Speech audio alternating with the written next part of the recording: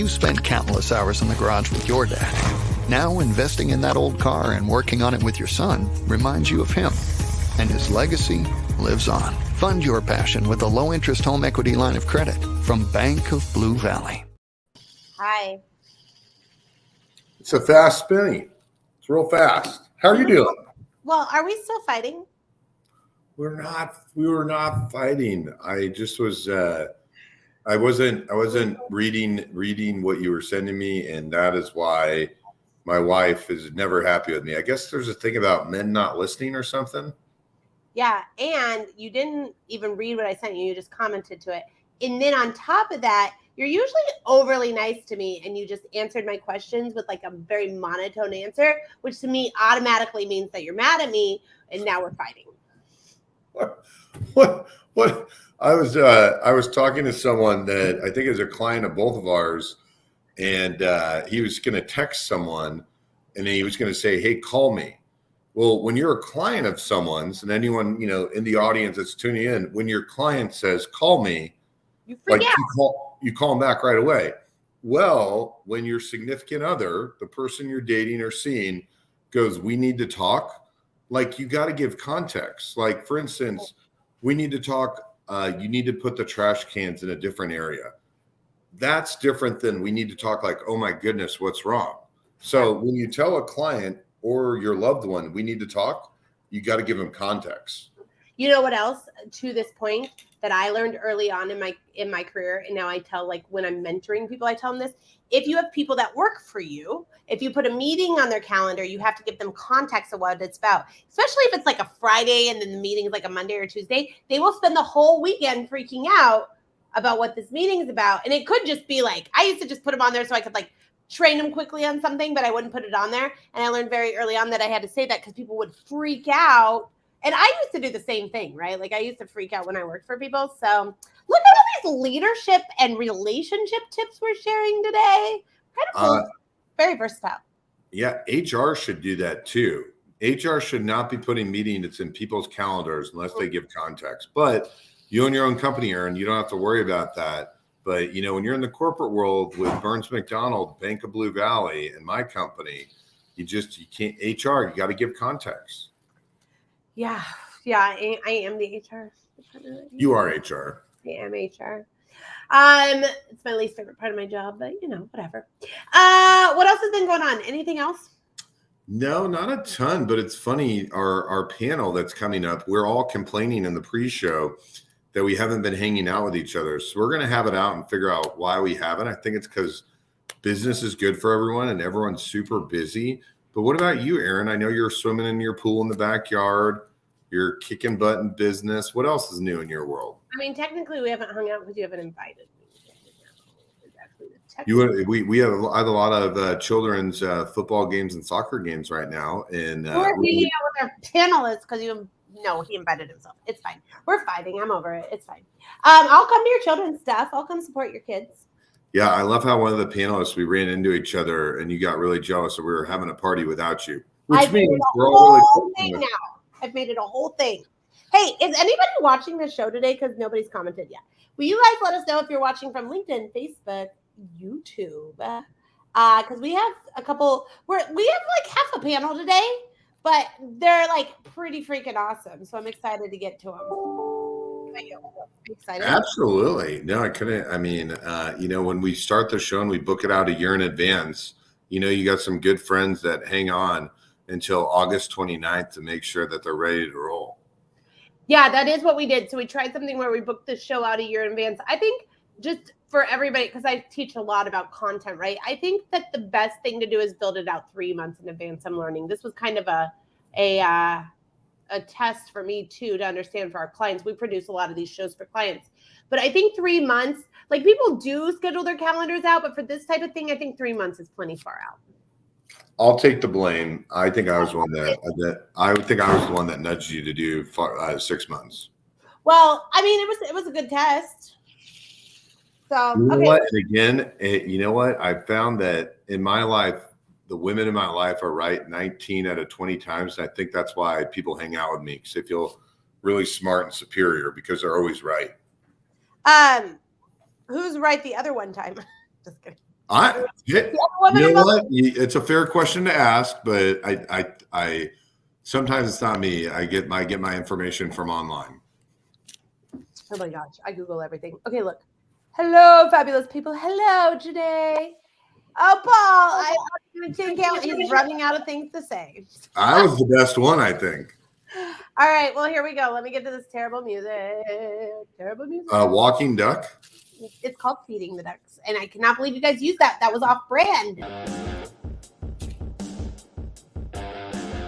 Learn nothing about branding. Look, we have to take this thing down because we have 4 people. You can't use it. Our first guest today is Suzanne. Our next guest is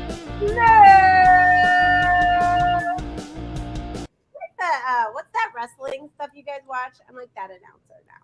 Dude, I know the intro song. That was awesome. It's like when Stone Cold Steve Austin comes, when the glass breaks, it's just. What's that called? Wrestling WWE? Is that what it is? Yeah, WWE. WWF, and then I think they got sued by the Wildlife Foundation or something, but yeah. Oh.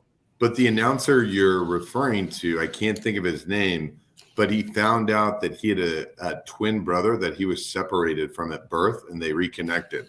So the guy that says, let's get ready to rumble, he actually found out he had a twin brother he never knew about until his 50s.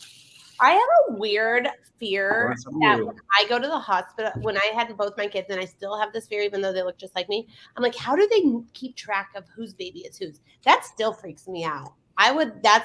That still freaks me out. It's weird. Okay, let's move on. It's like, I don't know. Everyone's like, they got the wristband. The wristband, like that does not seem like way of making sure we all went home with the right baby. Okay, that's fine.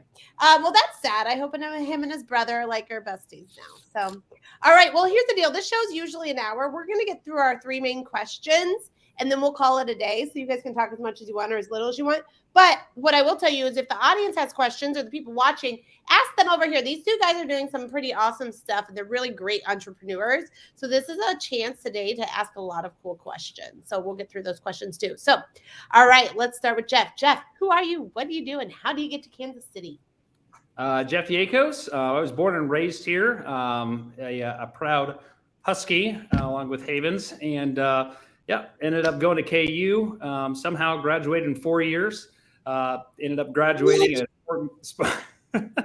sport management degree, which I used for maybe a solid 2 to 3 weeks, and then realized that I was going home and mowing yards and making more money in a couple days than I was an entire week up at KU. So anyways, from there, I grew a successful lawn and landscape company for quite a while after that.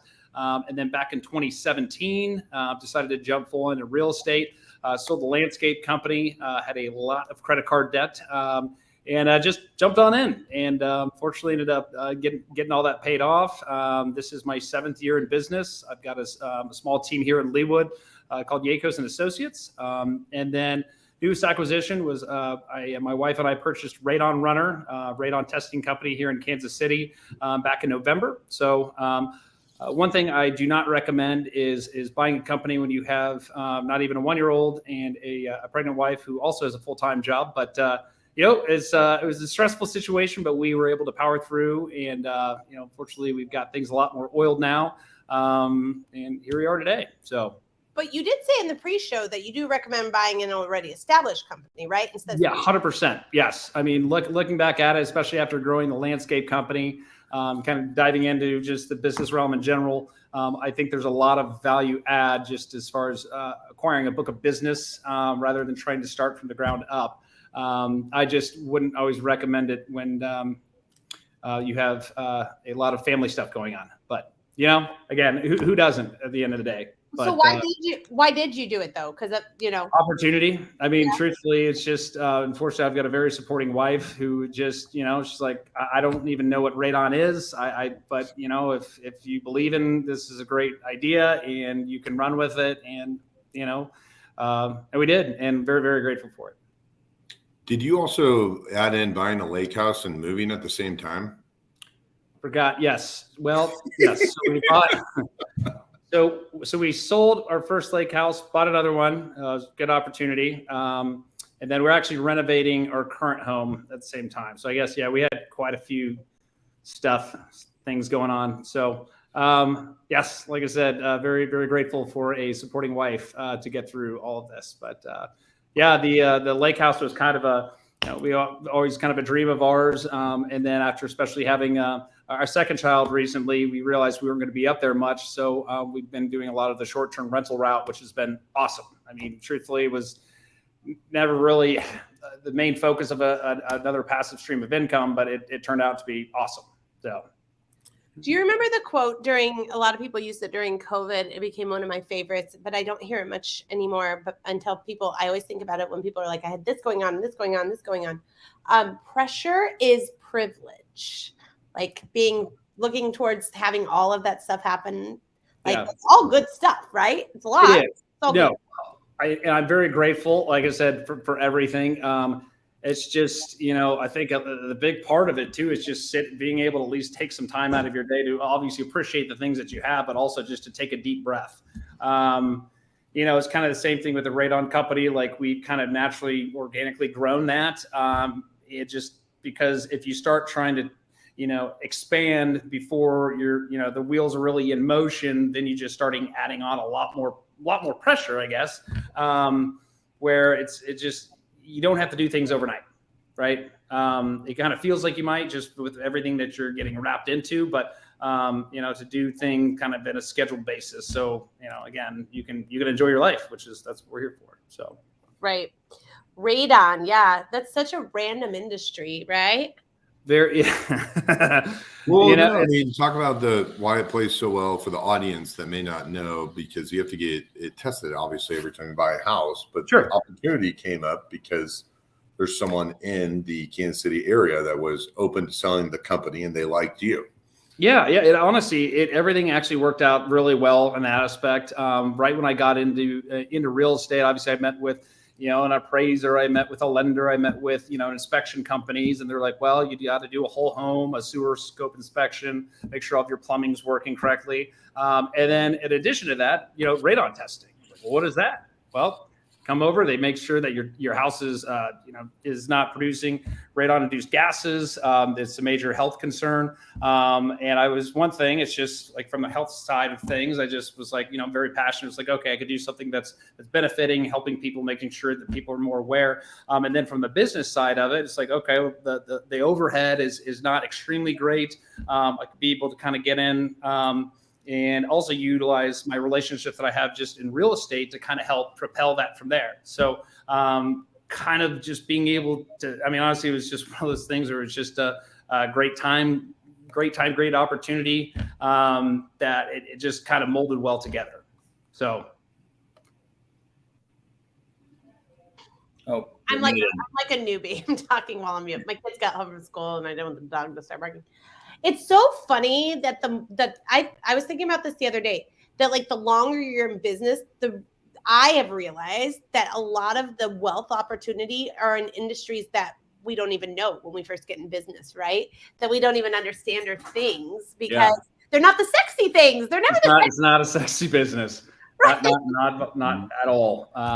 But again, it's just, I think there was just so much around it within the industry too, because I'm sure there's a lot of listeners too on the show where if they look back at, who did their radon testing, because we do a lot of third-party tests for a lot of major inspection companies, Radon Runner did the test. And we've kind of have a business model where it's favorable to our inspectors, where it makes more sense to, instead of having to go through the testing process, the certifications, the licensing, to be able to refer it out to us, take some liability off their shoulders, and knowing that they're getting, good results.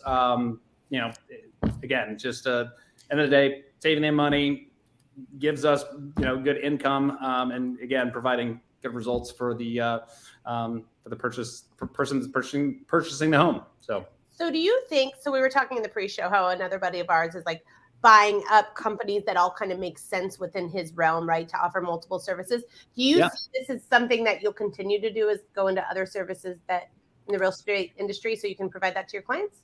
Because truthfully, honestly, it's conflict of interest for people that I'm helping buy and sell homes. But from just a relationship standpoint that I have with a lot of good real estate agents out there, just knowing of how I run my own company and how I run the Radon company.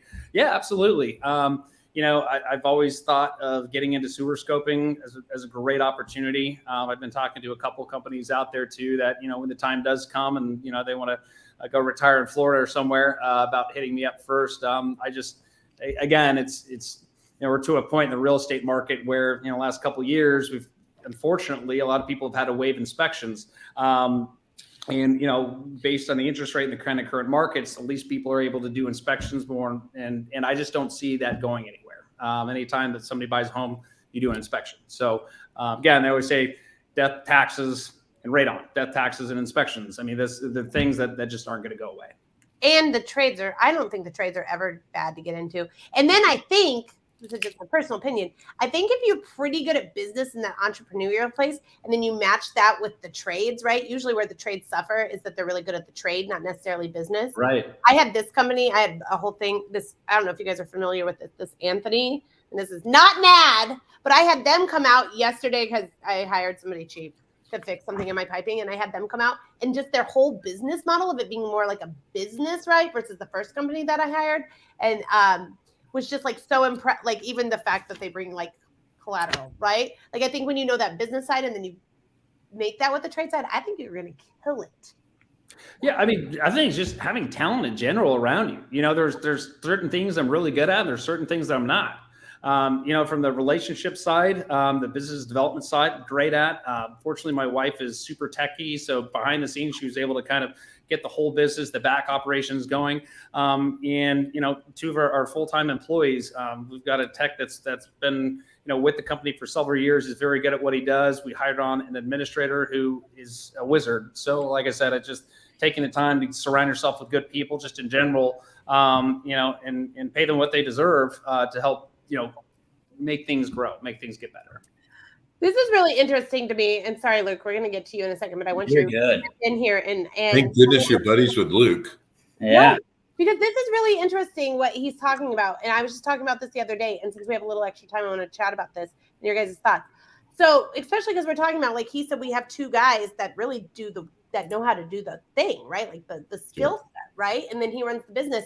And it's really interesting. Are you guys familiar with Resolve Counseling at all? Have you guys looked at this business at all? They're like the fastest growing therapist in Kansas City. I think she's not a therapist. She just saw that a lot of therapists didn't know how to do the business side. So she's saying, let's put you all under one roof. I'll run the business. You just take appointments. And she runs the whole business and then takes appointments. And it's therapists for a while got really hard to get into, and they're not hard. She's got a ton of people that didn't want to run the business. They wanted to do what they're good at, right? And so it's really interesting to see.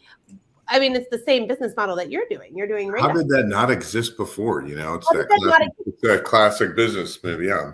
Because none of those things teach you business classes, right? Right. Chiropractor, dentist, radon guy, the plumber guy. They don't teach you the business side. They teach you the skill, right? And so it's really interesting. I love watching your company grow, Jeff, because you know the business piece, they know the skill piece, and then you're able to scale that. Make the magic happen. Yeah. No, even, and it's funny too. It's like, I took a lot of business courses in college. Do I remember a lot? Not really. But again, it's like for me, especially growing the landscape company, that helped a lot. That just, a lot of trial and error, but that, and then two, kind of where I'm at now within my office, there's a lot of good, like-minded people around me. So being able to like peel off different things from different people and, hey, maybe you should look at doing this, or, hey, this is another way that you could generate income. Just, again, I think that the smartest thing is never being the smartest guy in the room. It's just always open to suggestions in general. So. Look, Janae said a lot of salons are headed this way too, where you just come in. Yeah. It's actually, I mean, it's pretty genius if you know the business side, right? Yeah. Someone else that always has to give business advice just because of the pure skill set of his industry is, and he's very excited to be here. He's the most excited of any guest we've ever had, is Luke Ellis. Luke, who are you? What do you do? And how do you get to Kansas City? So Luke Ellis, as she said, I am the founder of ReVera Capital. We're a local investment bank here in Kansas City. And how I got to Kansas City, started coming down here 5 or 6 years ago. Every single week I'd drive down Thursday and Friday and started to recognize, the value Kansas City had, not only for a living standard, but also professionally. And so a couple years ago, decided to move the company down here and make it home. So Luke, how is your, using a COVID word we used to use all the time, how is your business not pivoted, but how's it adapted over the last year, 18 months? Yeah, I mean, and so we're doing mergers and acquisitions, so a lot of what Jeff was talking about is what we talk about all day. Really it hasn't changed that much for us, Scott. We've been pretty tech enabled since the beginning. The deal world runs on email and such. I do like the fact that we're getting back to getting more face-to-face time with people. And ultimately too, I think we're finally getting back into normal economic times without, hyperinflation, supply chain shortages, a lot of things that could affect our clients, pretty significantly. What's the number one mistake you see companies make before they meet with you? Like they've just been making this mistake for a year. What's the number one mistake you see made, which will hold up a sell from happening? The business owner and or the key partners in the company are too involved in the day-to-day management of it, whether that be the client relationship management piece or whether that be operationally. And so it's hard for a buyer or a third party, even a family member, if they're aware of the business and have been working in it, to really come in and be able to understand how much risk is there, because that buyer then, really worries about, hey, how do we know that owner doesn't manage every relationship? And as soon as we leave, every client's going out the door. Right. Mm-hmm. That makes sense. What, for the audience, oftentimes, what are the things that sellers are oftentimes they're not educated about, or they assume they already know? Oh boy. Well, everything, I'd say. You got to be kind of a know-it-all crazy person to be an entrepreneur. I think a lot of it is around, they don't understand how much value can be driven if they take some time to prep their business for sale. Or even if they're selling a small percentage to employees, that can equal, when they get to the end of it. And shockingly, Scott, I think the number one thing that we're seeing a lot of now with baby boomers is that they're just closing their business. They get to that point and they go, hey, I'm ready to retire.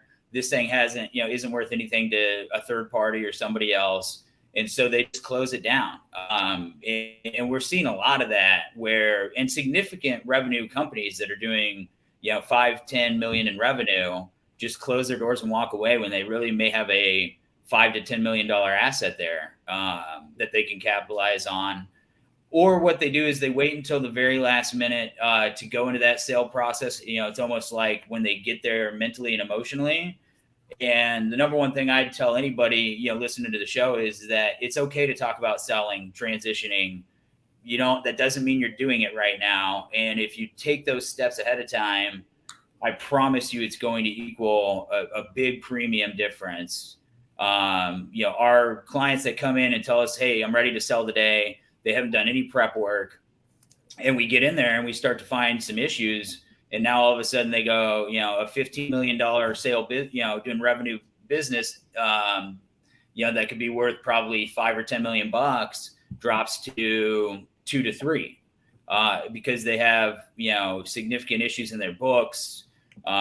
They're too involved, whatever that may be, that, and it really just starts to add up. Those little issues start to become a, much larger problem when added together. Okay. I have a question. Yep. Your industry is starting to feel like, to me, just from an entrepreneur like place, I'm starting to get a lot of the LinkedIn messages, a lot of the phone calls, a lot of the emails from so-and-so, like they're buying a list, right? Yep. That's how I feel like a lot of industries are starting to get like that. How do you combat that when people are like, well, so-and-so called and said I'd probably get this amount of money if I talked to them, when you and I both know so-and-so's and somebody that they hired to make some phone calls for leads, right? How do you combat that? Because I feel like your industry is getting more of those list type phone calls like some other industries have had for years.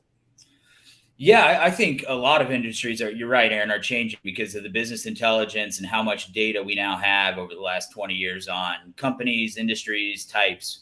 And so really the ways that we're trying to combat that is, it's unfortunate because I think our number one, issue as far as from a sales perspective or trust perspective is that we have a lot of bad actors in our industry that we have to overcome, in order to gain trust. And so I'm a big proponent of, if you do good business, we'll try to work with you on a deal. And because ultimately the less bad actors in our industry that are there, the easier it is for our clients to trust us and see the value we can provide. And then to your question of, I could call up every business owner that I know and tell them their company's worth way more than it actually is. And they'd probably sign on the dotted line. And then I can make up a litany of excuses 4 to 6 months from now of why it didn't price the way they thought. And so what we really try to, instill with our clients and prospects is that we won't pressure you.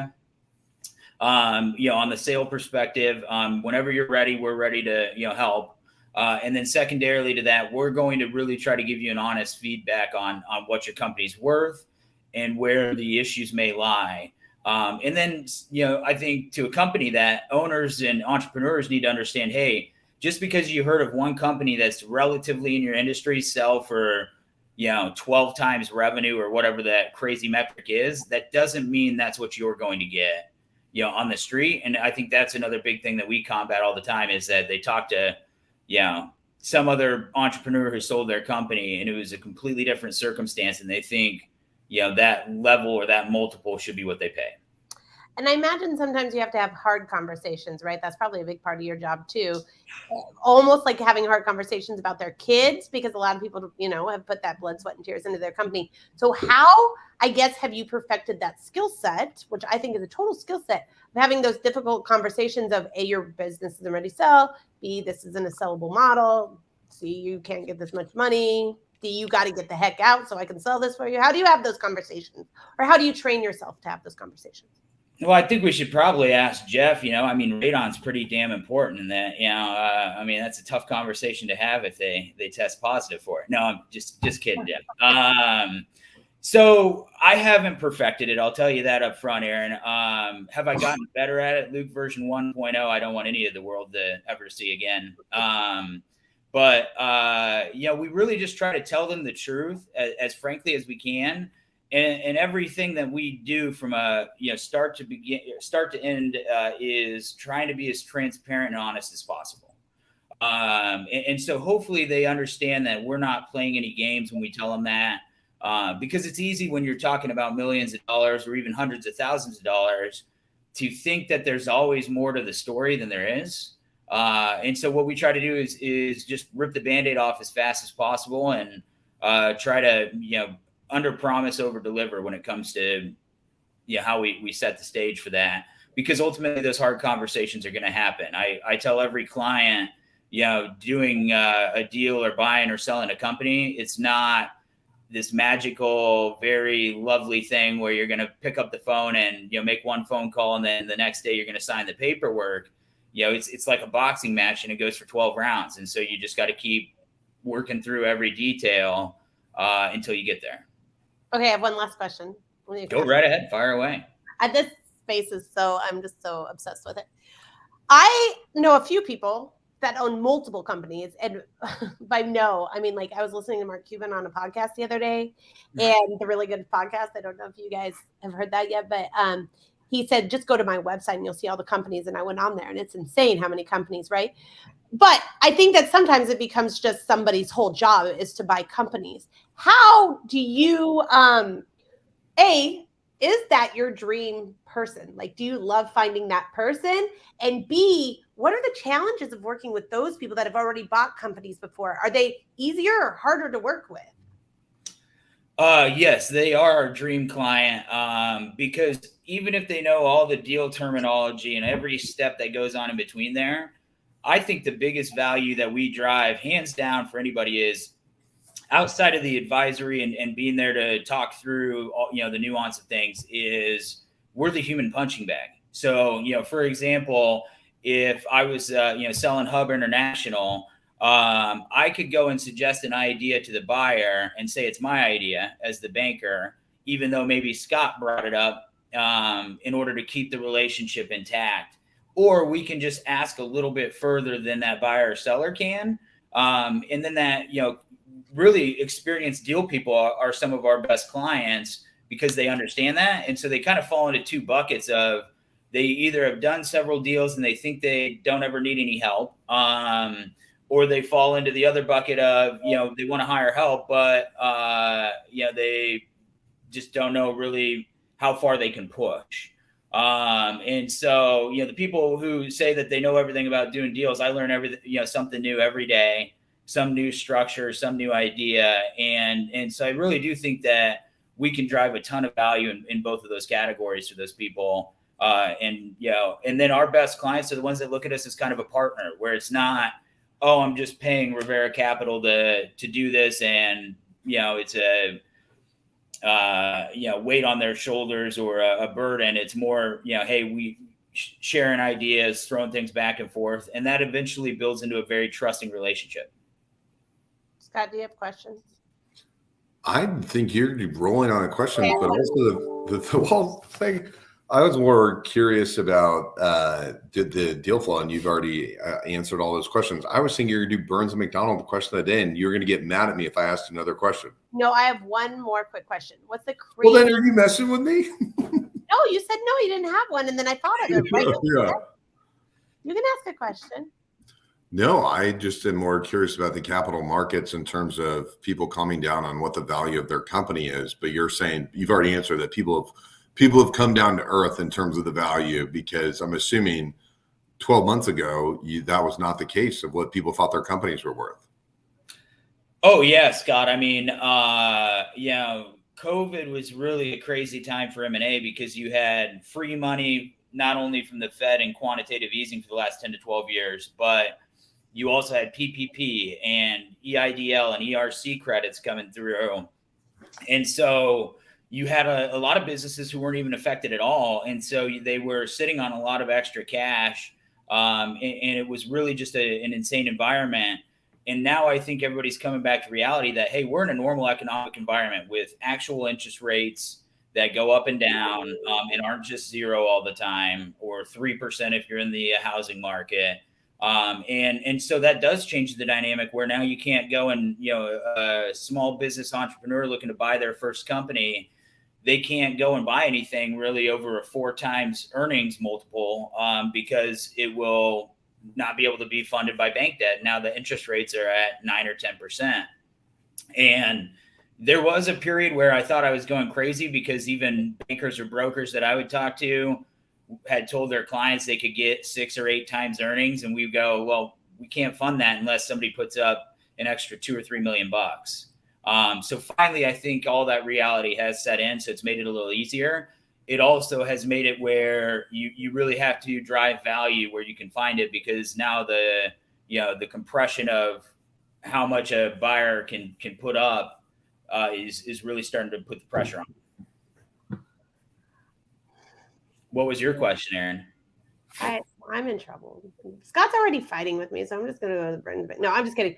I just want to. It was Luke's fault for hanging out. Aaron got jealous because she wanted in. But you guys are going to hang out this weekend, so everyone wins. Yep. All right, let's hang out. Okay, look, Dan said entrepreneurs must be know-it-all crazy people. He hears you loud and clear. So I heard it too, Dan. I heard too. It's probably why I wasn't invited, Dan. And Janae, I think Dan's up. Go ahead. He's an entrepreneur. We hear him.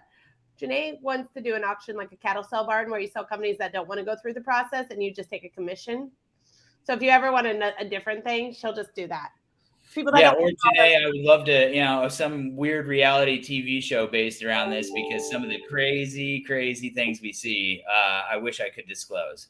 I was going to say that'd be a great reality TV show. Those CNBC reality shows are always really great. Okay, let's play the Burns McDonnell question of the day. You guys ready? As soon as the question's done, then Jeff, you go ahead and answer it. Let's do it. Hi, my name's Megan Johnson. I'm a technical recruiter for Burns & McDonnell, looking for the best and brightest talent nationwide. My question of the day is, what would your customers say about your business? What was the question again? I'm just kidding. I would say, from a real estate perspective, kind of our bread and butter, I would say versatile. So starting out, primarily I just do work on residential, multifamily housing. Now we have a commercial division and also renovation division. So as far as like people that are looking for homes or selling homes or just any questions in general, I think people would say we're a very good resource to reach out. Just if they're like, hey, think about remodeling my bath, well, we'll send somebody over there and at least put some numbers to paper as far as, how it's going to affect you from a resale standpoint, or, you want to live here for 5 years. Okay, well, if that's not the goal, let's do it how you want it. And we have some different options for you. Or it's just like, hey, I want to go buy a dental practice, or, I'm just looking to try to sell my house in Prairie Village. That's what I would say is as far as our company in general, versatility. Nice. How about you, Luke? No bullshit. I think it's on our homepage, and that's really what we try to instill, is that there's no games to what we do. Everything's pretty straight up and straightforward. And I think too, I at least hope this, that, our clients look at us as a trustworthy source. And I hope too that, anybody who's listening to this, or anybody who's connected on LinkedIn, or any social platform for that matter, can feel open to reach out to us, because it's a space that, you don't visit very often if you're an entrepreneur, but unless you're our dream client that's serial acquiring everything like Mark Cuban. But when they do get to that point, having the right advice is pivotal, because even a lot of CPAs don't deal with transactions, or attorneys, they may not be the right fit there. And so you might get some, advice that's 25 years old or just doesn't fit the current situation. Y'all really should go look at Mark Cuban's website. It's wild how much stuff he owns. Were you listening to the podcast Smartless? No, I was listening to the really good podcast with Bobby Altoff. Yeah, he keeps doing all the rappers and then randomly Mark Cuban. Yeah, well, no, he has for himself. He has a website to keep track of his own portfolios. But Luke, I think one thing that I think goes along with your theme, and maybe the advice you give the audience, and I know Jeff and Aaron do this as well, but I'm assuming, do you give bad news quickly? Try to. And then I think there's a caveat to that, Scott, that not all bad news is absolute. And so we want to wait until we get a firm answer. And what I mean by that is if somebody's just not answering their phone, 60, 70% of the time, it probably means they're starting to have cold feet. But it also could be that they had a medical emergency or needed a few days to decompress or something like that. And so we really just try to give what the status quo is and what's changing. And then, as soon as we know a deal's off the table, we'll try to, pull the plug as quickly as we can and keep moving on to something new. Janae wants you to have a podcast. I'd love that. I have no idea how to do that stuff. Let's talk about it. Let's talk about it in our meeting tomorrow. How about that? Yeah. How about that? All right, let's talk about goals. Because can you guys believe this week is September? No. So Jeff, how are your 2023 goals going? Terrible. Right? You're about to go. Okay. Well, and then what are you already preparing for 2024? I want to hear that too. Sure. So 2023 is going relatively good. I guess from a real estate perspective, we were aiming for about 15% less than what we did last year. We're right around that number. Basically, just with change of economy. I mean, I think things are just different from where they were last year. From the radon perspective, the company is blossoming. I mean, truthfully, it's going a lot stronger than what we even really anticipated. And then, but really my number one goal for this year was to try to be around my children as much as possible. I've been a workaholic forever, and trying to just, delegate a little as much as I can to be home with them. And I mean, as of right now, it's kind of a win-win. So for next year, it's going to be interesting from the real estate market. And truthfully, everybody kind of has their own opinions on what's going to happen, if anything's going to change. And I can't speak to other markets, but as far as Kansas City is concerned, I think we're going to have another competitive market. We have a lot of people that are still moving to Kansas City. We have great schools. We've got great infrastructure, a lot of really cool stuff going on downtown, down at the River Market, the West Bottoms, just a lot of good stuff bringing people here. And, while interest rates are higher than what they've ever been, we're not seeing a slowdown. Houses might not be getting set offers.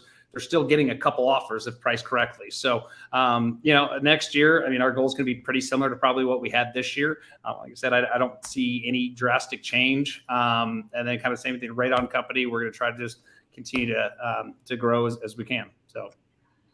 Yeah, all you got to do, though, I just had to refinance in this market, which is no fun. But what I realized is that anybody over 60 is quick to tell you it's way better than when they were our age, because they used to be crazy high back in the day. So it's all comparison, right? No, you're 100% correct. And anybody that's looking at buying right now, there's a lot more products than a 30-year fixed. A lot of my clients have been doing ARMs. There's a lot of first-time home buyer products now that they didn't used to have to be able to bring your rate down or help out with, eliminating PMIs. So it's one thing I always recommend is like search for multiple lenders whenever you're buying a house. It's worth going. There was a time in the 80s that it was close to 20%, guys. Oh, yeah. Mm-hmm. It's insane. Can you? I've had a couple of clients say, I bought my first house at 17.5%. Like, well, your house is $20. Right. Yeah, there you go. You said it. That is true. I live in a neighborhood where there's, in our HOA thing, it says how long people have lived here. So about half the neighborhood's lived here 30 to 40 years, and the other half bought in 2021. And it's really crazy, the conversations that happen about HOA type thing. How about you, Luke, on your goals? It's a mixed bag, I'd say. Some have gone fantastically. Our team is growing, but naturally the economic headwinds that, of normalizing a market have hit everybody in the short term, I think, in our industry. But I think we're also poised to be in a better position than most because we've got a, really, really strong technical background and understanding how a deal is done. And I think we provide a better service than anybody in town. And so I think that'll resonate. And we quite frankly need a little bit of pain in the financial sector to start to get some of the, folks that came here for the easy money out of the business and onto something else. That's an interesting perspective. All right, Scott, we have lots of time left, but we don't need to use it all. But I'm gonna let you do your stupid icebreaker question that you love to do, so that you'll quit fighting with me. I'm blaming Luke. This still the good thing is, when everyone really wants to hang out with each other, it's a good thing. And so I'm going to ask it more of a difficult question to this panel. And I do kind of want a little bit of a story, but have you ever gone to a concert as a date? And what was the first date concert? Not the first concert, but the first concert you went on a date with someone. Where and what was it? Jeffrey, we'll see if that can come about. I'll let you know I went to OAR Google Dolls on Sunday, and so that's what's sparking that. So I don't know if that's giving you any intel, but did you go on a date to a concert, and what was it? Well, okay, yeah, we I I guess it was kind of a date. So my wife and I went to see Blink-182 in concert in Nashville recently. So that's awesome. Oh yeah, it just makes you realize how old you are whenever you're walking down. They start coming out, and everybody's got gray hair and wrinkles everywhere. But it was awesome. We showed up way too early. We could have definitely slept a little bit in, but it was spectacular. Yeah. Luke, have you ever gone on a date to a concert? Well, wait. Before we get there, I want to know what are you blaming me for? Just so I know what I'm thinking. Oh, Aaron doesn't like it when her friends hang out and she's not there. So she wanted to be there with us, which was sweet, and that's awesome. That's not the whole reason we're fighting. And I didn't read a text message all the way through. Yeah, got it. No, that's not even why we're fighting. Those are the things that happen, and then he was just not being as loving to me as he usually is, and so I was like, "Are we fighting?" And now because your hair is already highlighted from the summer, it hasn't changed, so I wasn't going to be disingenuous. So now we're here. We're fine. We're going to be fine, guys. We're going to go to therapy. It'll be fine. Okay, Luke, go ahead. Yeah, so I think my first concert with a date, and this is going to be terrible to say, Hawthorne Heights. Ooh, did you wear some Hollister cologne? Yeah. Well, I played in a punk band in college, and so that kind of two and two together there. Can you send me pictures? Yeah, I probably could. Yeah. Thank you. I can't wait to see pictures of you playing the band. And I still, every time I hear music, Luke described to me a certain drumming where it's ahead of time. And I think that was Rage Against the Machine. And I still can't figure it out to save my life. But the audience may know that answer. But Aaron, what about you? Have you ever done a date in a concert? You know that actually, this is a fun fact about me. Concerts are my absolute favorite thing to do in the world. Like, they're my favorite thing. I love concerts. Do you know what concerts I've been to just this summer? I went to Taylor Swift, obviously. I went to Shania Twain. I went to Matchbox 20. I went to Usher. And I went to, there was one other concert. Do you guys? Oh, Matchbox. I think I said that. I went to so many concerts already. You got Beyonce coming up. Beyonce coming up. So concerts are my favorite thing in the entire world. But yeah, this summer I went with my ex-wife to 2 concerts. Checked out as a date. No. Where did that come from? You actually had a date. Yes, this summer I did. Wow, I did not know that. Oh yeah, well, I probably hid that. But I am willing to do a date to a concert with somebody if you guys know someone. You know what? We're gonna make that happen. That is actually why Scott and I are fighting, because he has not been trying to help. Okay, Scott, how about you? Did you take Julie this weekend? We went to Goo Goo Dolls and OAR, and then there's a company called Tyler Childress. It's a singer that was really, really good. And the gentleman in the audience that's watching with a tin can and a piece of string, he's talking about concerts as well. I was at Andy Grant concert back in the day too. My son just went. Great concert. Devin just went on his first. I gotta whisper. Devin just went. Nobody tell. Devin just went on his first date to a concert. He went to Ed Sheeran with the little girl. Ooh. Now all I hear is music. Pretty smart date there. Well, that's pretty smart. Guess whose idea it was? Very smart. I know. All right. Well, this has been riveting. I really want to thank you guys for coming on the show, Jeff and Luke. You guys, please connect with Jeff and Luke. Luke absolutely hates being on things like this, but he does it as a favor to us.